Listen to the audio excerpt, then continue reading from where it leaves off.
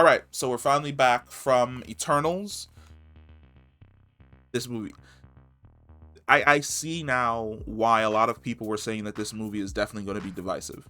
Because it is.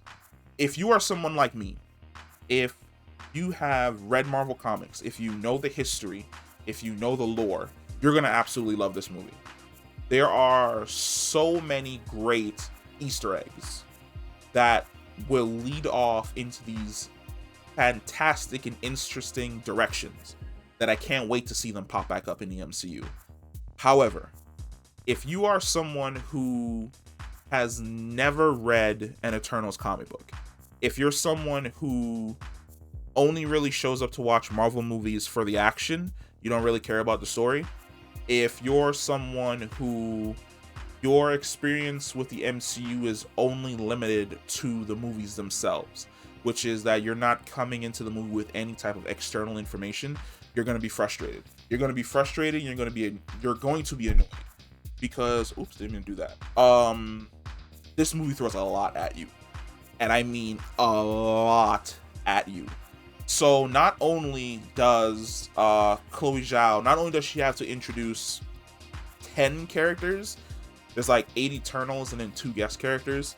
Not only does she have to introduce the Celestials, then explain the Celestials, then explain the Cosmic Order, but then she also has to explain the Eternals and the Deviants, and then explain the war between the Eternals and the Deviants, and then explain their reasoning for being on Earth, and why they didn't intervene with Thanos, and why this didn't happen, why that didn't happen. There's a lot going on in this movie. And if you're not following it and you're not keeping up, I can understand where you would get extremely frustrated, falling behind, and getting confused by a lot of the things that are thrown out there. So, if you're a casual moviegoer, I can understand where you would hate this movie in regards to other MCU projects. If you're not a casual MCU moviegoer and you're someone who faithfully reads the comics and knows what a lot of these characters are talking about and what it's going to lead into, you're going to absolutely love this fucking movie. I like this movie. It's not the best MCU movie I've ever seen. It probably doesn't crack my top 8.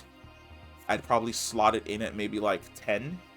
But it's definitely a solid addition. Now, there are aspects of the movie that I feel as though lack, which is there are certain characters who don't get enough screen time in comparison to other characters. Just to like name a few, Gemma Chan as Cersei, she's absolutely fantastic. Richard Madden as Icarus, absolutely fantastic.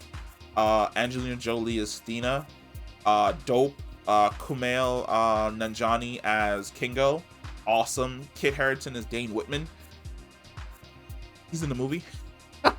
Like, if you're showing up to this movie thinking that Black Knight was gonna like run around with the Eternals the entire time, no. He's in the beginning of the movie, he's in the end of the movie. That's it. Which I kind of feel as though the trailer has baited you into thinking that he was going to be a part of this grand journey. But for the most part, the ones on this grand journey are the Eternals themselves. Brian Tyree Henry as Phastos, dope as shit. Lia McHugh as Sprite, as the younger Eternal. You definitely understand her plight and her story. Lauren Ridloff as Makari, dope.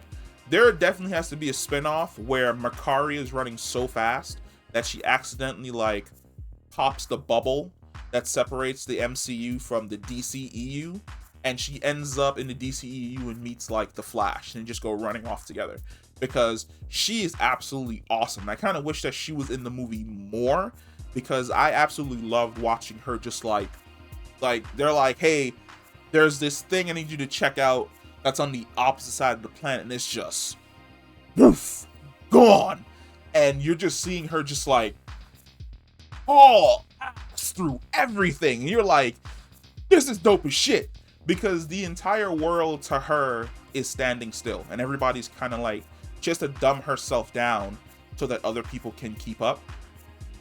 I fucking love it. And she's a kleptomaniac. The kleptomaniac. Like, when you see this movie, always watch her. because she will always have something that she nicked. They're Easter eggs. Just pay attention to those Easter eggs. They're Easter eggs, and I think you'll love them. Barry Keoghan as Druig, favorite character. He's an asshole, but every single thing he says has weight. And for the most part, his outlook on the world is extremely interesting. And I think I'm going to talk about him more in my spoiler talk videos because I love his character and I can't wait to see him come back. Ma Dong-seok as Gilgamesh, awesome. Gilgamesh he's the bruiser of the Eternals. He's their Incredible Hulk. Like, watching him get into fights with the Deviants and just clobber them. Like, there is this early fight scene that happens that he hits this Deviant with like a right hook, and you're like, yeah, he ain't getting up. It had the same amount of energy as Thor cracking Hulk in the face with Mjolnir in the first Avengers movie. Now, where this movie struggles is story. Number one, the villain is weak. It's a shame. That's also going to be something that's going to be talked about in the spoiler talk video, which I wish they had went in a different direction in regards to the villain, because there was a better option, I feel like. But the villain in this movie is definitely weak. The story itself, also kind of weak. The information that you're getting is absolutely fantastic. Celestials, cosmic events, all these different type of things, dope as shit. The actual story itself, like, I really didn't care about the main story. If anything, what I more cared about were the characters, because there's emotion in this movie. Like, there are some really emotional scenes. There are some really great theological debates about humanity and life and love and purpose, creation, destruction. All of these different themes are fantastic. When the movie is focusing on these themes, great, stellar, love it, fantastic. When it reverts back to like its typical MCU, we have to save the planet from this giant thing before like everything goes to shit.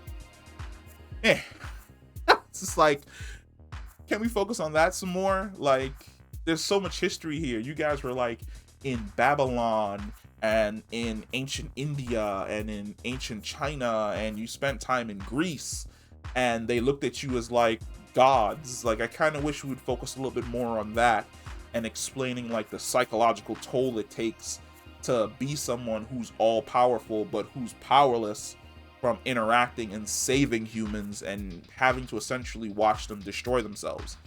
But I like this movie. I really enjoyed it. I think it is a solid movie, but it's not up to par with some of the other movies we've received inside of the MCU.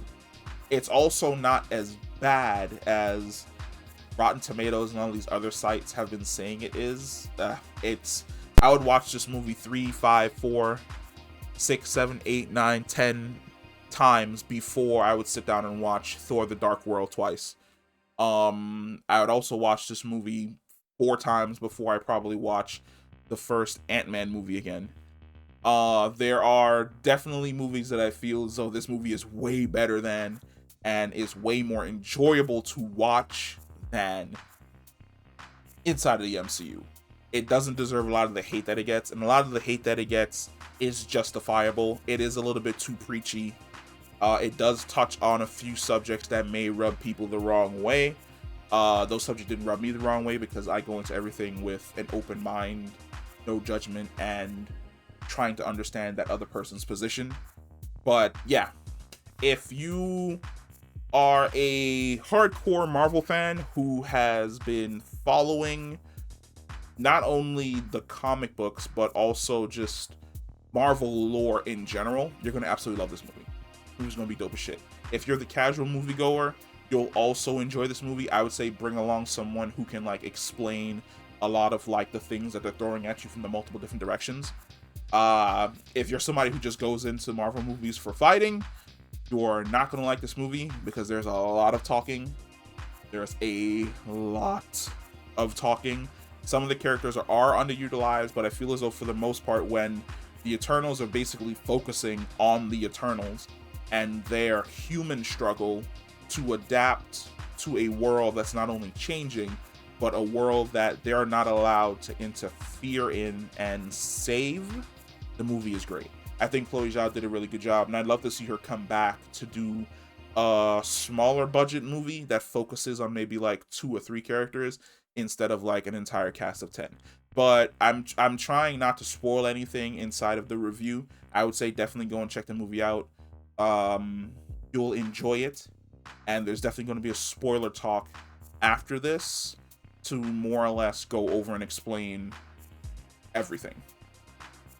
Peace. If I don't mess up and accidentally hit the thing.